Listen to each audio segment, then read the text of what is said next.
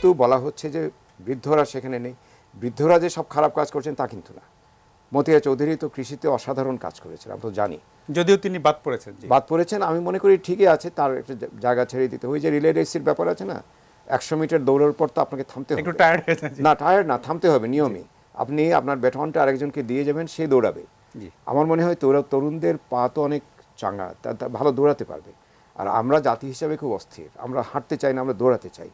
ফলে আমাদেরকে সঙ্গে নিয়ে দৌড়াবার মতো তরুণদের আমরা এখানে দিয়েছি। তরুণ মানে রাজনীতিতে তরুণ কিন্তু 60 বছর বয়সে তরুণ, সে অর্থে অনেক সত্যিকার অর্থে বয়সের ক্রমে অনেকে তরুণ আছেন সেখানে, তারা এগিয়ে যাবেন। তবে আমি কয়েকটা জিনিস খুব সংক্ষেপে বলি। প্রথমত হচ্ছে, যে সমস্ত বিতর্ক উঠেছিল নির্বাচন নিয়ে, সেগুলি ঝেড়ে ফেলে গণতন্ত্রকে প্রতিষ্ঠা করতে হবে।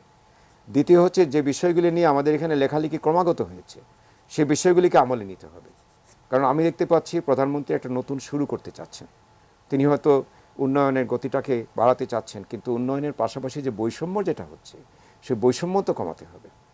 এখন ক্ষমতা যদি প্রধান হয়ে যায় এই মন্ত্রীদের, তাহলে কিন্তু বেশি দিন এই মন্ত্রিসভা ভালো কাজ করতে পারবে না। যদি ক্ষমতার পরিবর্তে তারা যদি মানবের সেবা, মানুষের সেবাটা যদি প্রধান করেন, এবং তাদের ক্ষমতার মোহ থেকে একদম বেরিয়ে এসে মানুষের কাতারে দাঁড়িয়ে তাদের দায়িত্বটা পালন করেন, তাহলে আমি মনে করি যে অত্যন্ত আশার একটা বিষয় পাবো।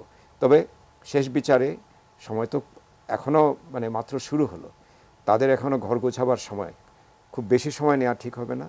মানুষ যা যা চাচ্ছে, দলের মতের বাইরে গিয়েও মানুষের চিন্তাকে দলের মতের সঙ্গে মিলিয়ে সেখানে যদি একটা সৌন্দর্য সৃষ্টি করা যায়, তাহলে আমি মনে করি যে এই মন্ত্রিসভা নিয়ে অনেক কিছু করা যাবে।